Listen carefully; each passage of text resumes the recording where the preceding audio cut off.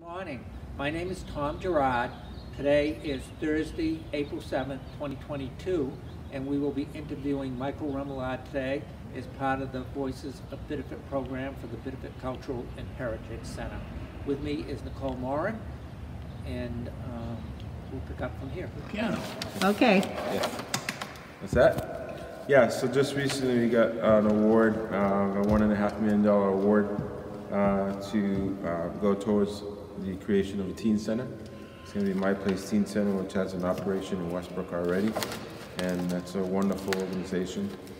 So basically we're going to be using the space pretty much as it is, adding bathrooms over in this area, and then back over here will be kitchen service area, and the back of the kitchen will be over there, and then all this altar area will be seating, so cafe type seating. And the great part about this teen center is they have a really phenomenal culinary arts program.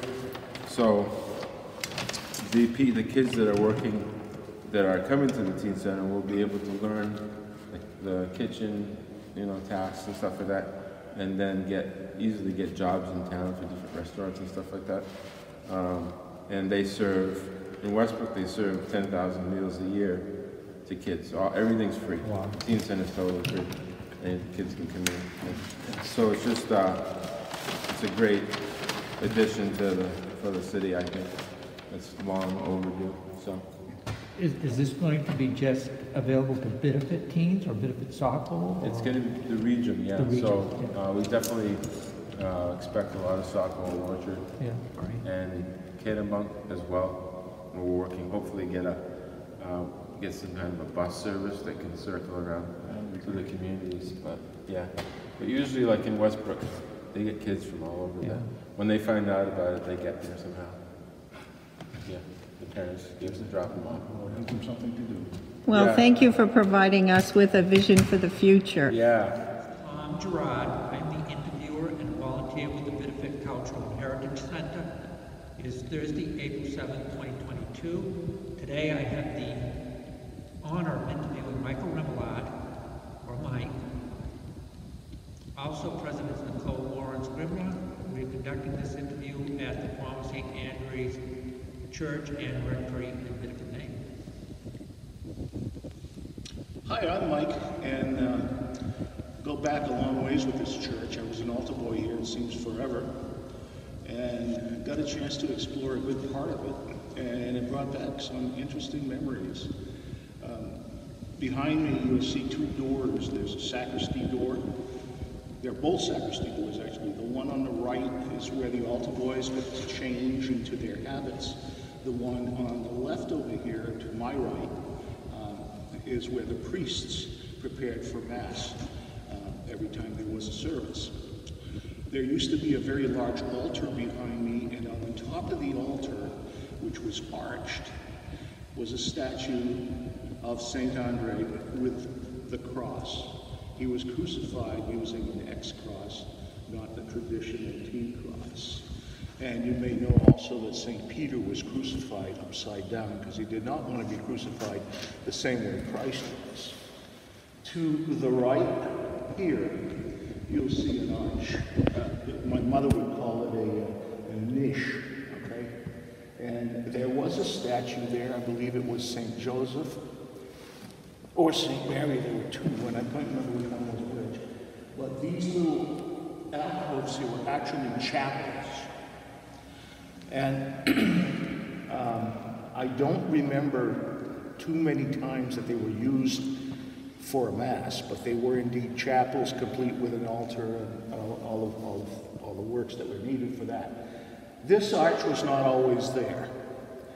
When I first started being an altar boy, or I first started attending Mass here, which was when I was knee-high to a grasshopper, that was a walk-through. There were stairs behind it, and the pulpit was attached to this part of the church. And it was actually protruding. So I remember Monsignor Enige would walk up there and walk through the pulpit, walk through the wall, and then give his sermons. And they were in French. For the longest time, Mass was in Latin, Latin Vulgate, until the Second Vatican Council. The Second Vatican Council allowed the use of the vernacular. So St. Andre's wound up having Masses both in English and in French. And the congregation was encouraged to sing along. Prior to that, we had a choir. And if you turn around and you look way up there, in the vaulting of the church, you're going to see the remnants of Casa Opus 644, which was built and installed circa 1906. The pastor at the time was Louis Galvin, and we have been able to find the actual signed contract by Father Bergeron from the Casa Pipe organ manufacturers in Saint Quebec, which they were very kind to provide that and also provide us with a stop list of the organ. The stop list was in French, the contract is in English. You'll also notice some of the incredible decor of the church, if you will, the detail. There are no columns in this church. You go to other churches that are about this size, you're going to see columns all the way up, supporting the structure. That is not the case. As you will see later, the sides of the vaulting, where beyond the glasses to the outside of the building, those are empty spaces, if you will. And as a fourth grader, I recall going up there every holiday season and taking the nativity scene, which was stored over there, and we would bring it down and it would be assembled over here. I've only been into that choir loft a couple of times, and hopefully we can get there today. The organ is no longer usable as the console was disconnected, but that was the first pipe organ that I ever heard in my life, and that caused me to fall in love with the pipe organ. Well, I'm not very good at playing keyboards. My little fingers don't really work very well. So I picked the next best thing to a 32-foot contrabass pipe. I became a tuba player. I was a tuba player in the St. Louis High School band. Was at the Western Maine Festival, All-State Music Festival for a couple of years, and majored in music education at the University of Maine at Orono, and taught school for 3 years. Got a master's degree in Mansfield, Pennsylvania, at Mansfield State College, now Mansfield University. Came back, taught 1 year, and then went back to get certified in Pennsylvania and New York.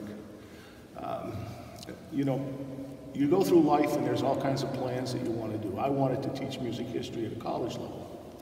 My father got sick.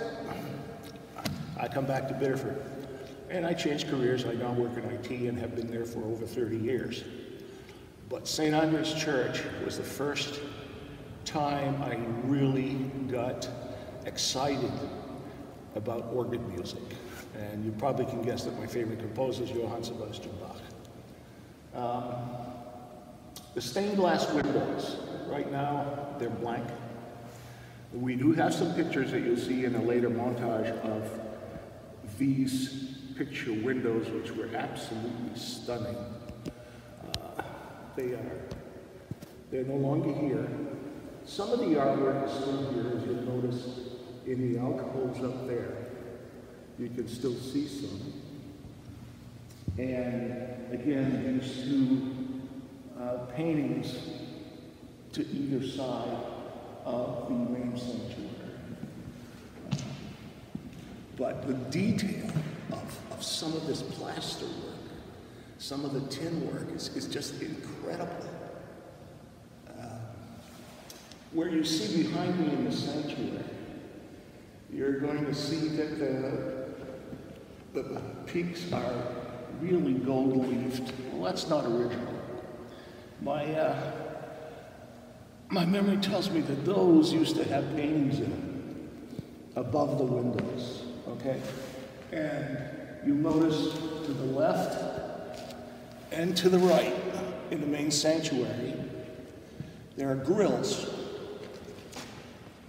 As a kid, especially if I sat on that side of the church, that's where the nuns attended Mass. That's a cloister for the nuns. So were there pews up there, Mike? Yeah, I don't know, I never been up. Okay. But I could see the nuns attending Mass, because obviously they have the right light underneath their habit. Over here, that was intended, I believe, for the brothers, but access is kind of complex on this. That one, to get to that cloister, you would have to go into the altar boys' sacristy, pull down what looks like a staircase, climb up there, and then, you know, I'm told it's used now for storing things, but why don't we take a short break and walk into the sacristy? Okay, this part here in the sanctuary is where the main altar was prior to Vatican II and beyond, actually. After Vatican II, the priests who used to face inwards turned and faced the congregation. And it was interesting at communion time, priests would come out here already with a ciborium full of hosts. Well, the tabernacle had a back door, and that's how they would get their ciborium. Moving into the altar boys area, we'll be right back. Here we are in what used to be the altar boys sacristy. This is where we would change, where we would keep our habits. There was assorted storage everywhere in here. And again, if you look at the woodwork, it's absolutely amazing, the detail that they put into this. Now, I mentioned earlier about the brothers having to have access to the cloister. There's the door. You would pull down on the rope, and this thing would come down and be a staircase going up. And that's how they access their cloister. It's not something I've ever seen any of the brothers do. They used to have a house right behind the church. And this entire facility, except the rectory, was connected by a series of tunnels. So that if you entered the church, and we'll see that door, you go down a staircase, you walk the length of the basement of the church, go through a tunnel, go to the boiler room, get to the brother's house, go to the left, go out to Brother Alexander's classroom, go all the way down to the end of the school, the front of the school, and take a left. There was a tunnel into the convent. Well, from the convent, you could come up, and as you saw the door earlier that has been bricked up, they could come up into the church never going outside. Pretty neat setup. I'm told the tunnels are now filled in, and that makes a lot of sense since the school is now apartments, and the church is going to be my place, teen center, and I think that's wonderful. Okay. Hello again. This is the organ console. It's not the original console. The organ was electrified.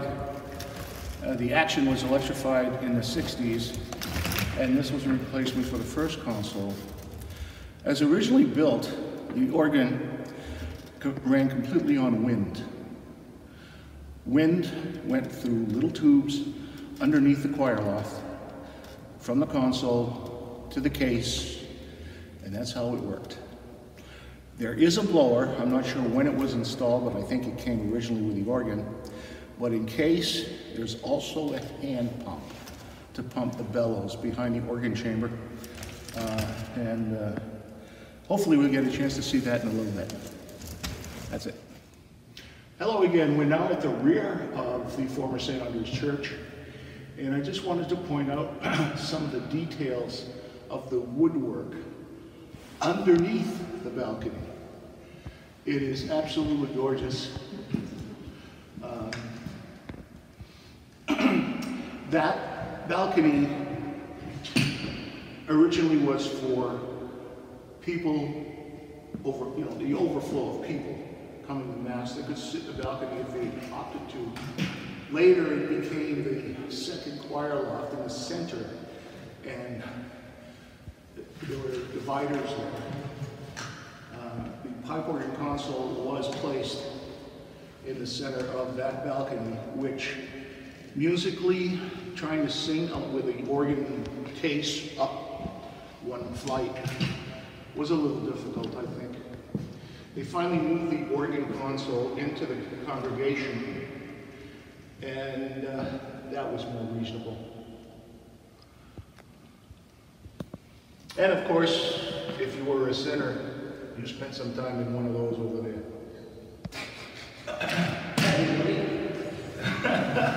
Not necessarily, but forgive me, Father, for I have sinned.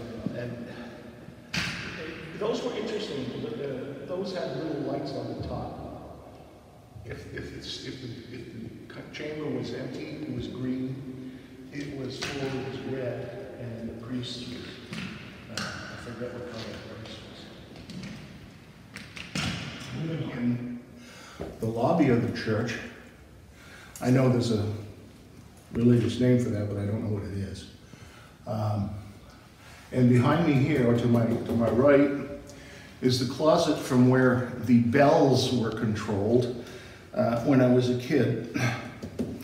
But if we go upstairs, you will notice that there are holes in the roof of the rooms up there that probably were the original ways the bells were rung by hand. And over here, if you walk over here with me,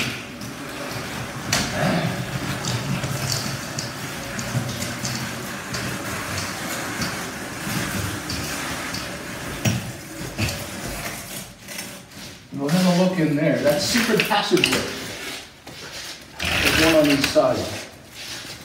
From here, you can go down into the parish hall. But it'll cross through that garage that's underneath the church, and then you'll find another door. Walk through the stage, like I said, there's a whole set of tunnels.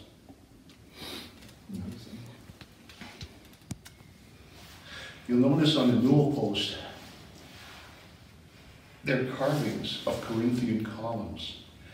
These columns, these carvings, actually mirror the columns that were on the main altar. The church had Corinthian columns that the tops here on the main altar were actually gold-leafed. And it was a beautiful, beautiful altarpiece. But alas, time and conditions, we've lost that. Same thing here, these delicate carvings, or embossings, I can't tell which is which. It just really, really highlight the architecture. And these little dental pieces, each one individually nailed. This make for really nice work. I'm an amateur woodworker, and I don't think I could do anything close to this. And the sculpting in the tin work, just great. Great.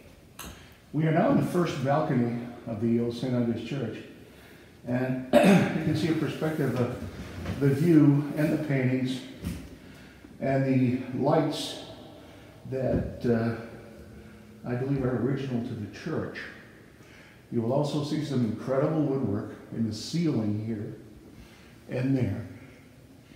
And above us is the choir loft. So this is actually the floor or the underside of the choir loft.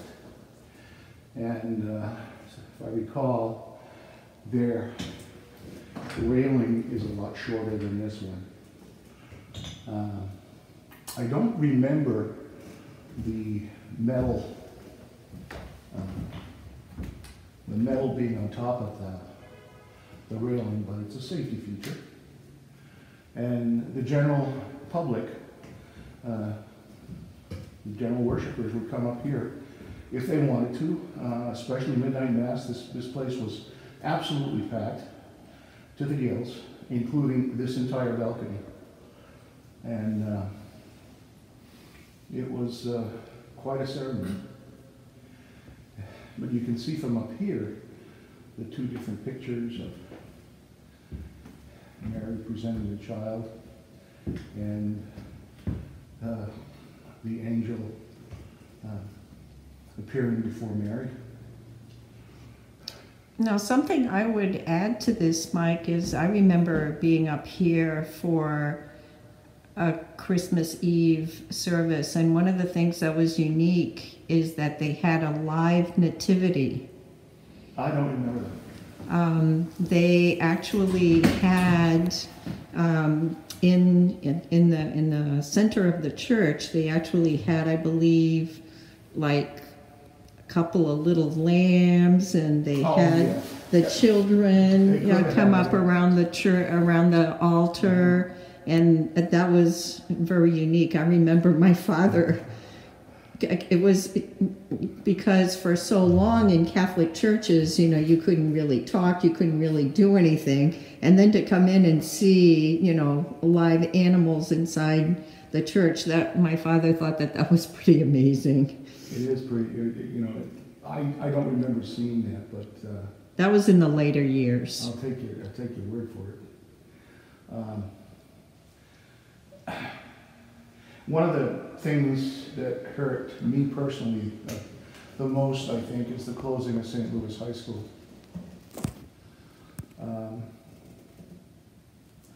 The way it was done was not right.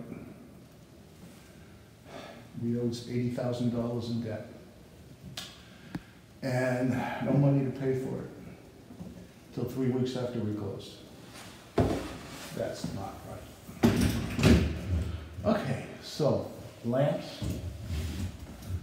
A sampling of some of the stained glass in the doors over there. And over there.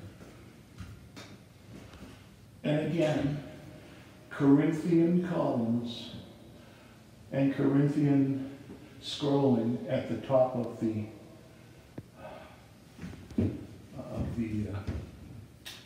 columns that hold us up.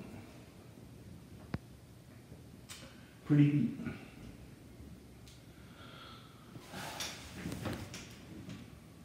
This is probably also the last time I'll be in here. So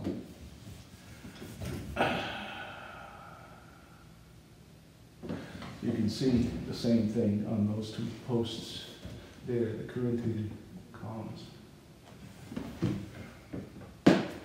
And somebody had to turn that center finial, and they did a magnificent job. It really, really is amazing. Okay. This is where the nativity scene was stored, that we would come up and get every holiday season. You'll see these stairs going up on the right here.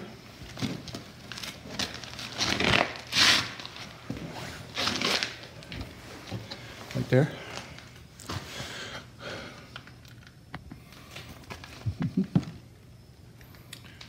They lead up to the top of the organ case. There's a bellows up there that's used to regulate the air.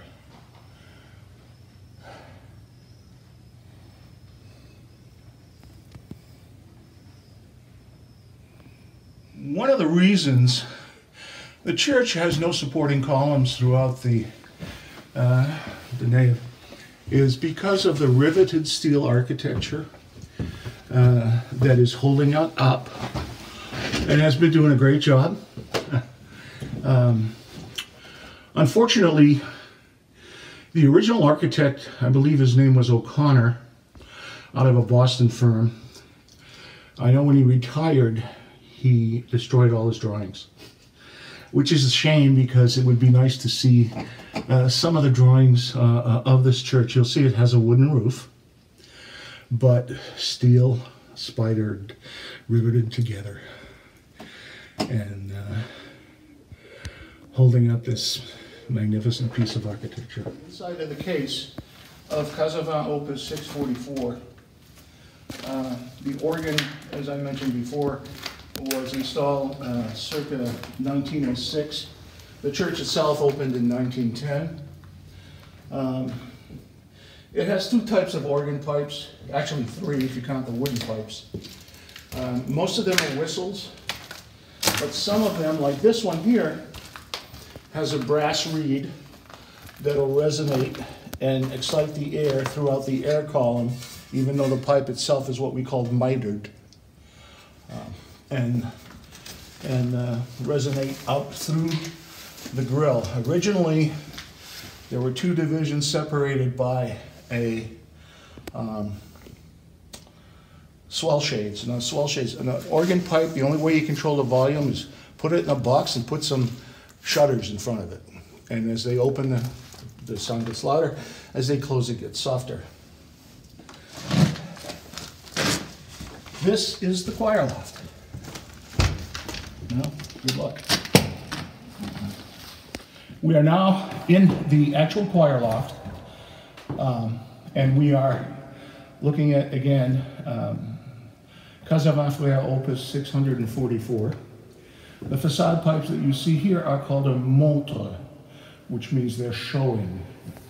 And in the middle, it looks like just like a black screen. Those are actually swell shades that my understanding is they were moved, and the entire organ came under what's called expression at the renovation of the church. The fact that there are pieces of floor missing makes perfect sense. The organ appears was a ventile system. A ventile system simply means that everything is run by air, either from the compressor or from the hand-pumped bellows. So air tubes would have to come from the console to the case to act on the pneumatic motors that would open up to allow certain, what we call stops, to speak. Well, in the 60s, all that was electrified. The console was moved downstairs, and the acoustics here are incredible. I remember coming to Mass during the week, and there was a gentleman who would kneel by the railing, and he would answer the priests, you know, like Gloria in excelsis Deo. See how that resonates? Et in terra pax boni voluntatis, and that's what he would do. He would answer the priest. You have a whole different perspective of the church from up here.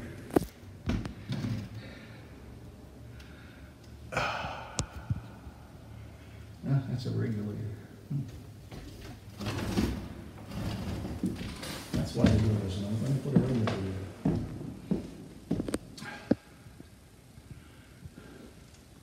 Back of the organ case, and as you can see here, there is a handle to pump the bellows manually.